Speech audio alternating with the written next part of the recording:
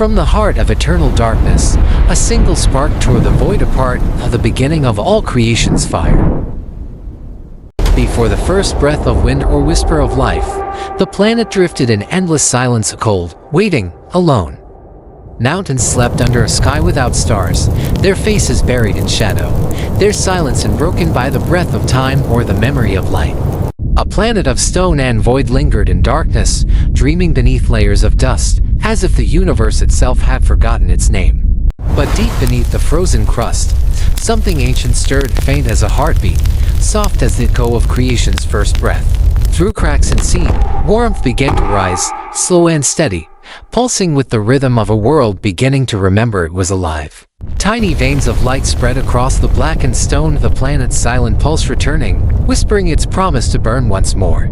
Far beneath the surface, rivers of molten fire began to move slow, patient, alive, carving their way through darkness like veins of awakening light.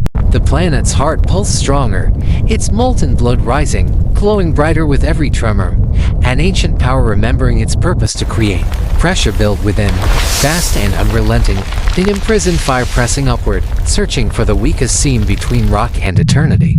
Stone began to fracture under its own defiance, trembling in surrender, the first sound of resistance meeting the will of birth itself. From the depths of chaos, crimson light spilled through cracks, a fiery whisper racing upward, desperate to touch the frozen sky above. The world roared not in anger, but in release, as its molten heart finally found its voice among the breaking stone. Lava surged upward like a god unchained, spilling into the night, painting creation with color and fury beyond imagination. And in that moment, Earth exhaled a breath of flame and light that would never again be silenced by the dark. Explosions of light tore through the heavens. As fire erupted from the heart of stone, each burst a heartbeat of a world discovering its strength. Rivers of molten rock poured down newborn mountains, carving their destiny into the crust, shaping the face of a planet still finding its name. The sky split apart, raining fragments of creation, shards of light, and stone cascading like sparks from a divine forge in motion. Lightning crowned the storm, weaving through ash and fire. Thunder rolled across the horizon, echoing the voice of a newborn Earth. Volcanoes awakened in unison, roaring together in a symphony of chaos, each eruption feeding the rhythm of a planet becoming alive. Ash veiled the sun in trembling silence, turning day into an endless dusk of burning clouds and molten rain. When the lava met the sea, the world screamed, water turned to vapor, air to flame, and creation to song. Purple storms formed over crimson waves, lightning and steam entwined in a dance between fury and birth. The very air ignited, trembling under heat, whispering in tongues of fire, reshaping itself into the first breath of a living world. And from this storm of chaos and flame, the first mountains rose, the first oceans breathed, and the earth took form in the hands of fire.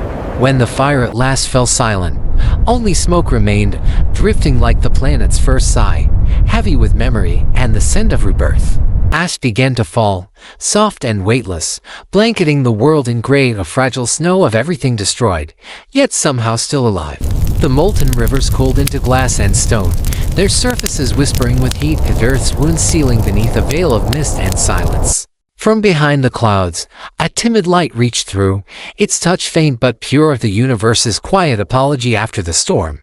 The air trembled with new breath, no longer fire, but dust and wind, as the world exhaled for the very first time. Stillness returned, yet it was different now, the silence no longer empty, but alive with the heartbeat of something enduring and divine. The lava fields cooled beneath their own exhaustion, steam rising in thin silver threads, the planet's fever easing after the agony of birth.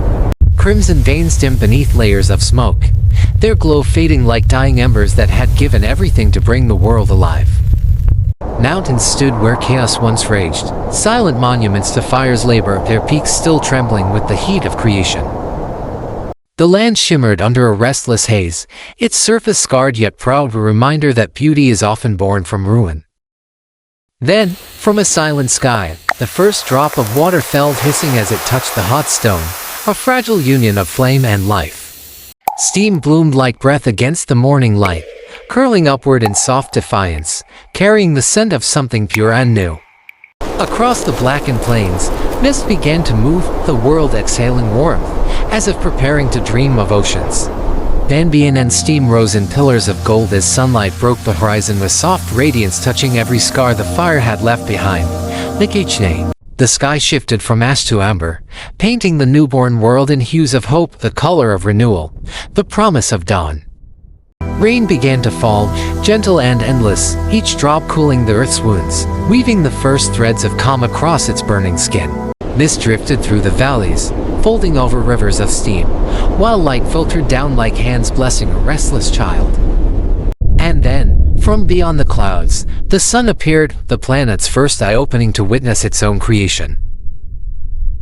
Vast landscapes shimmered in golden haze, oceans of vapor swirling above lands still warm with memory of flame. From the heights of space, Earth glowed red and alive, this sphere of fire and mist suspended in the dark sea of eternity. And as the light consumed the darkness, the world grew silent once more, not with emptiness, but with the calm of endless beginning.